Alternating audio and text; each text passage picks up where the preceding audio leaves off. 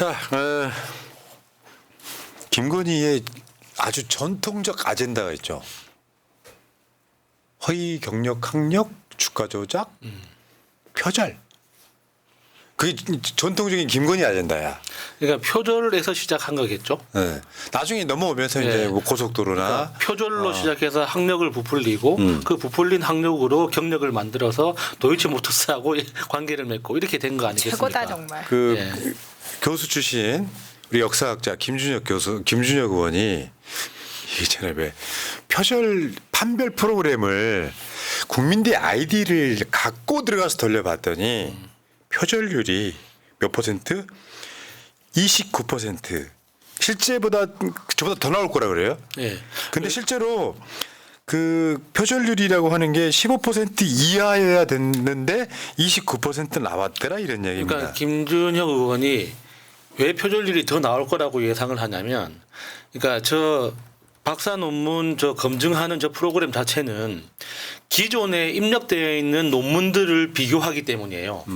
그러니까 그 기존에 그 통과되어 있는 논문들하고 비교했을 때 표절률이 뭐 15% 나왔다, 20% 나왔다 이렇게 나오고 있는데, 실제로 김건희가 베껴낸 건 어떤 다른 기업의 사업 계획서하고 네이버 그 블로그에 있거나 저 보고서 판매하는 저 해피캠퍼스 같은 데서 돌아다니는 그런 것들을 짜집기 한 거기 때문에 실제로 그걸 표절률에 포함시키면 40%가 넘을 거라고 예상을 하는 야, 거죠. 40%면 예. 야, 표절이 사실 지금 숙명 저 국민대 뭐 박사 논문 이런 것들이요. 숙명여대까지 가잖아요. 김건희 나는 중졸 갈 가능성도 있다고 봐요. 나는 서울대 출신이라니까. 자꾸 이런 말들 하니까 내가 서울대 출신이 아니라고 생각하는 사람들이 많잖아요. 여기 이제 김건희 박사 논문 관련해 가지고 지금 저번에 이제 그때 한참 논란이 됐을 때 올라왔던 저렇게 똑같더라 이런 이야기고요. 이게 그 원래 논문 쓰신 분이 올리신 거고 이것만 봤을 때 체감으로는 거의 90%예요. 내 거는 저렇게 거의 100개를 네. 배웠다 이런 건데 요걸 다 이런 거 저런 거 다 짜깁기를 했을 테니까. 그리고 2022년 8월 달에 국민대는 표절이 아니다 결론까지 내렸었어요. 저것 때문에 지금 국민대에서 학위 받은 사람들이 지금 어디 가서 내가 어디 학위 받았다 말을 못 하고 있잖아요.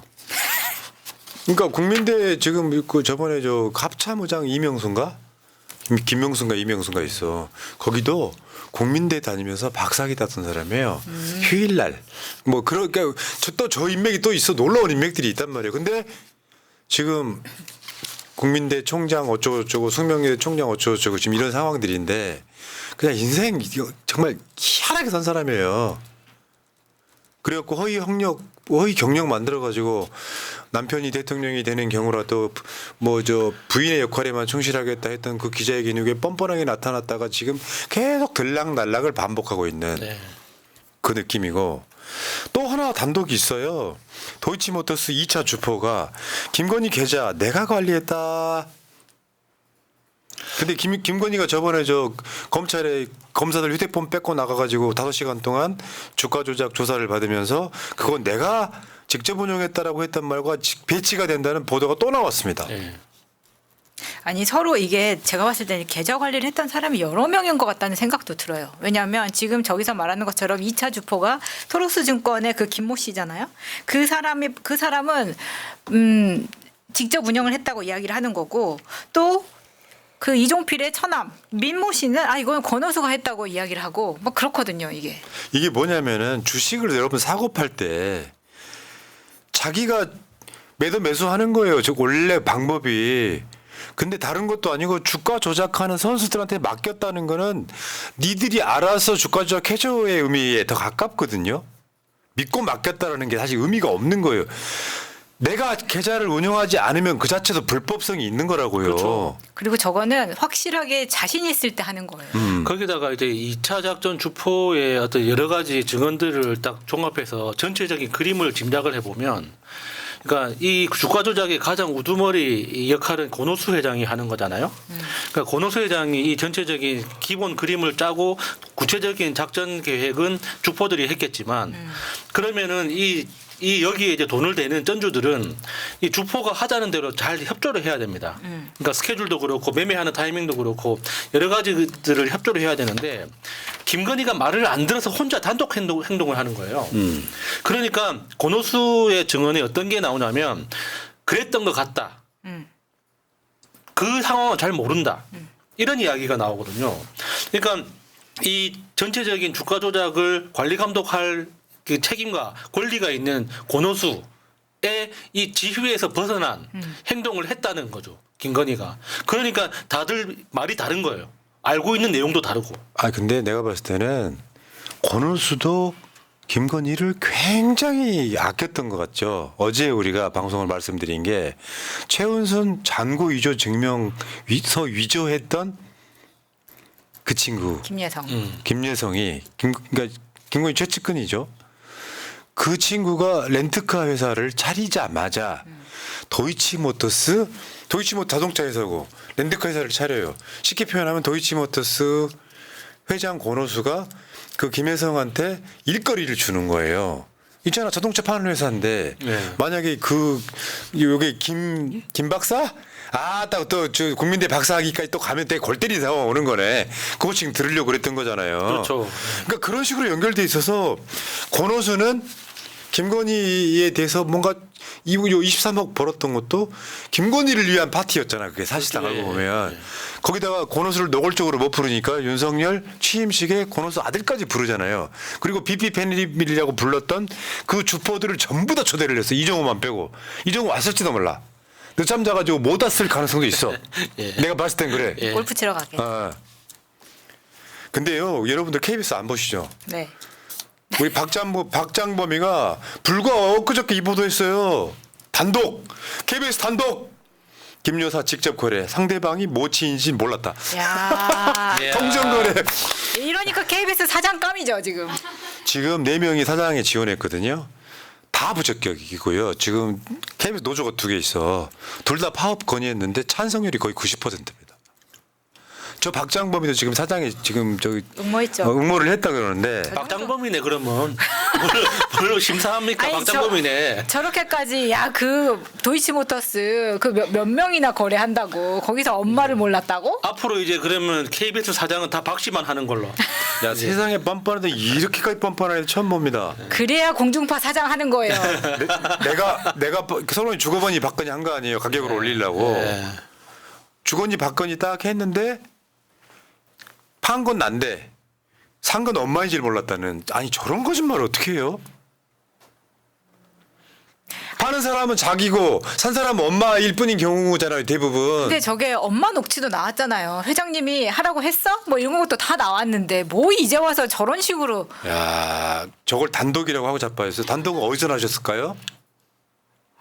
어이 박장범 씨 단독 어디서 나오셨을까요?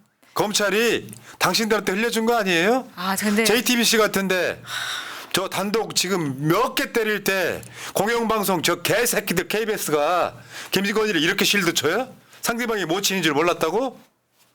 아무튼 저런 기레기 너는 나 아니 상식적으로 말이 되는 소리를 해야지.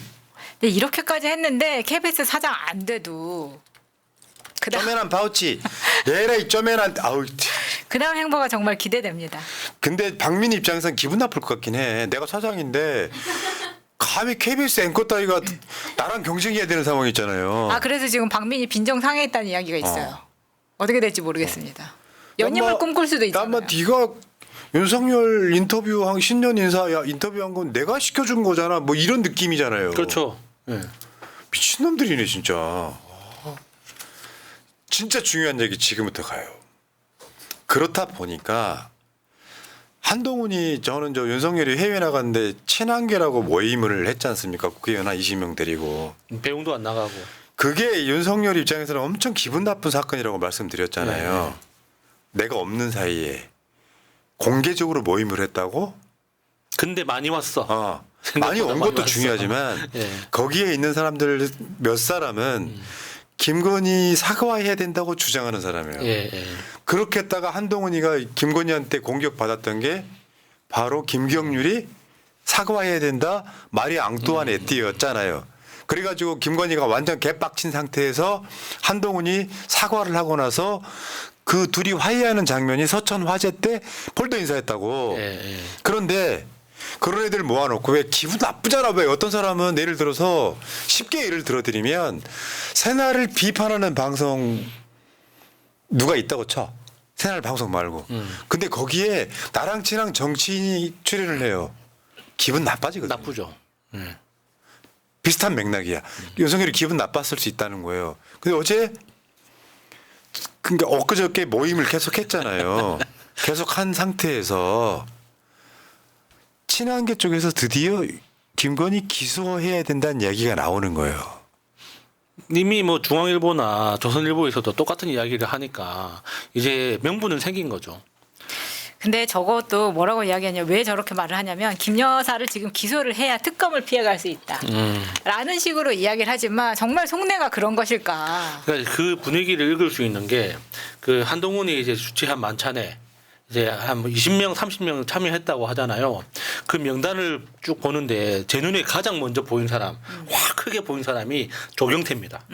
육선의 조경태. 냄새를 맡은 거죠. 아, 다음 판은 여기구나. 윤석열은 끝났다. 유명한 기회주의자야. 윤석열은 끝났구나. 윤석열이 끝났으면 다음 판이 있을 텐데 다음 판이 어딘지 모르니까 윤석열 아닌 판은 일단 가자 하고 이제 간 거죠. 그러니까 조경태는 당까지 바꿔가면서 예. 육선을 하고 있는 자예요. 예. 조경태가 맡았다면 정확합니다. 근데 오늘 드디어 저 김여사 기소해야 된다라고 하는 말에 한동훈이가 답을 했어요. 오늘 저게 오늘 탑이잖아요. 한동훈이가 저 어디서 했냐. 부산 금정 오늘 휴일이어가지고 이재명 대표도 가고 한동훈도 같이 간 금정의 뜬날이에요. 김 여사 공개 활동 자제할 필요가 있다. 명태균 의혹은 해명해야 된다. 이거 지금 국정농단 전국에서 분기점이 됐어요. 이제. 예. 굉장히 중요한 워딩이라고 직접 나온 거예요. 그러니까 우리 속되게 표현하면 우리식으로 표현하면 그 김건희 나대지 마 이런 예. 뜻입니다. 그러니까 한동훈이 정치에 데뷔한 이래로 처음 하는 가장 임팩트 있는 발언이었어요. 그동안은 그 한동훈 항상 하나마나한 말, 안 해도 되는 말, 들었는데 무슨 말인지 모르는 말, 이런 말만 쭉 하다가 처음으로 딱 의미 있고 임팩트 있는 이야기가 공개 활동 자제해라 이런 이야기죠. 요거 한번 봐봐요. 이제 재밌어지는 상황이에요. 만약에 저 말을 해놓고 윤석열 김건희가 들어올 때 거기 나갈지 안 나갈지 모르겠습니다만 나간다고 했는데 나간다고 했는데 어떡해. 그러면은 김건희는 그러면 다른 출구로 나가야 되나? 비행기는 출구가 하나인데. 한동훈이 입장에선 정치적으로 난관에 봉착한 거예요. 아까 무려 한길 리서치 이런 사 보셨잖아요.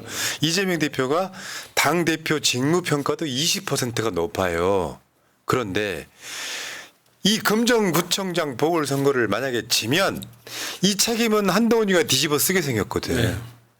그러면 한동훈 입장에서는 일단 이 선거를 이기고 봐야 되는데 보수 쪽에서 윤석열 부정평가 하시는 60% 되는 그 부산 쪽 사람들이 동훈아 네가 윤석열 부부가 하는 그거 좀 못하게 막아달라는 여론이 있단 말이에요. 그런데 금정 내려가가지고 아무 말도 안 하면 윤석열 김건희랑 공범이 되는 거예요. 그래서 메시지를 냈더니 그게 부산 금정에서만 소문나는 이야기가 아니잖아요. 바로 새날 같은 방송에서도 나불나불 하잖아. 이런 상황에 대해서. 김건희 귀에 이미 들어갔어. 그래 딱 그렇잖아. 공개활동 자제해. 나오지 마. 그리고 명태균 의혹은 해명해. 이 정도 워딩 나왔으면 저는 이제는 거의 분당 분위기로 간다고 봐요. 한동훈이가 금정구청장 선거에 이기려고 지금 눈이 돌아간 상황이다. 그렇죠. 거기다가 그 한동훈이 주최한 만찬에서 가장 중요한 주목해서 봐야 되는 게 뭐냐면 20명이 넘는가였어요. 그러니까 이 한동훈을 중심으로 해서 20명 이상의 현직 의원들이 모여드는가가 가장 중요한 그 관점이었는데 그게 달성했단 말이죠. 그래서 그 30명 가까이 참석을 했었거든요. 그러니까 한동훈으로서는 이제 또 좀 더 과감하게 움직여도 된다 하는 판단이 생겼겠죠. 그러니까 형수님 자제 좀 하십시오 하는 말을 그 대놓고 하는 거 아니겠습니까? 네. 어렵지 않아님께서 푸나님 그것마저도 짜고 치는 걸 수도 있습니다라고 하셨는데 짜고 치는 건 이렇게 하는 게 아닙니다. 왜냐하면 실제로 갈등이 격화되면 측근들이라고 하는 사람들이 제일 먼저 움직여요. 분통 터뜨리고 짜고 이런 정도 경우는 짜고 칠 수가 없는 것이 친윤석열계 입장에서는 한동훈을 공격하게 되고요. 짜고 친다면 서로에 대해서 이걸 짜고 친다는 이야기를 할 수가 없잖아요. 네. 그러면 친한동훈계 입장에서는 지금 윤석열 탈당하라고 난리 났잖아요. 그래서 서로 싸우게 돼 있어요. 근데 정치적 이득을 봤을 때 딱 저울질 해보면 이렇게 하지 않으면 내가 죽게 생겼다라고 하는데 딱 딴 주머니 찼다고 보시는 게 맞을 것 같고요. 실제로 이건 짜고 칠 수가 없는 구조. 짜고 치는 건 어느 정도가 짜고 치는 거냐면 6.29 선언 같은 게 짜고 치는 거예요. 다음 정권 재창출을 해야 되니까 전두환의 아이디어였다는 이야기 있잖아요. 노태우가 6.29 선언하지만 근데 그 상황에 서로 피해가는 건 없어요. 가장 목적이 나중에 짜고 치는 경우는 대선이 임박했을 때 짜고 칠 수 있어요. 정권 가져오는 게 먼저니까. 지금 이 상황은 이런 상황에 실제로 피해보고 이득 보는 자가 생겨나기 때문에 짜고 치는 건 불가능하다. 자, 어쨌건 오늘 정말 분기점이 생겼다고 생각합니다. 김건희 입장에서는 엄청 빡치는 거지. 그렇게 빡치기 때문에 사실 이제는 윤석열을 가운데 두고 한동훈과 김건희가 서로 누구를 더 이렇게 잡아당기느냐의 싸움이 될 것 같아요. 그러다 보면은 이제 윤석열은 그 뭐라 그러지? 이렇게 사진 이렇게 하는 거 그렇게 될 가능성이 있다. 왜냐하면 한동훈 입장에서는 윤석열하고 해온 시간이 있잖아요. 그래도 그러다 네. 보니까 형이 살려면 형수랑 헤어져야 돼. 그래야 형이라도 살아. 둘 중에 하나라도 살아야 될 거 아니야라는 그런 마음을 윤석열을 움직일 수가 아니 있어요. 이 멘트를 음악을 깔았으면 진짜 눈물 나는 건데. 진짜 이게 영화의 한 장면이었어요. 우리 남편이 검사라고 해서 무서운 사람인 줄로만 알았습니다. I believe. 근데 이제 한동훈 옆에서 형이라도 살아야지. 둘 다 죽을 수는 없잖아. 근데 그 이야기는 옛날부터 그 윤석열은 좀 한동훈한테 이야기도 하고 이렇게 하고 싶었는데 김건희가 격렬하게 말린다. 김건희가 한동훈을 더 싫어한다. 이런 이야기가 계속 있었기 때문에 네. 이런 구조가 가능하다 이렇게 생각합니다. 네. 자, 정말 재밌는 상황이 벌어지고 있어. 한번 지켜봅시다. 어떻게 되는지. 그 전체 맥락은요. 국정감사에 김건희 국감이 되고 있다. 이런 부분에서 처음에는 이게 지금 진화하고 있는 거예요. 에스컬레이팅 되고 있다고. 계속 그 비리가 나오니까 오늘 나온 것 중에 그거잖아요. 명태균 의혹 해명해야 된다. 김 여사는 나오지 마세요. 김건희가 제일 싫어하는 말을 한 거예요. 나오지 기소하라 이런 말보다 제일 싫어하는 말을 한 그러니까 거야. 나대는 사람들이 제일 싫어하는 말이지 나대지 마라. 브라보. 여기까지. 자, 채널 구독 좀 부탁드리고 정희경님 고맙습니다. 땡큐.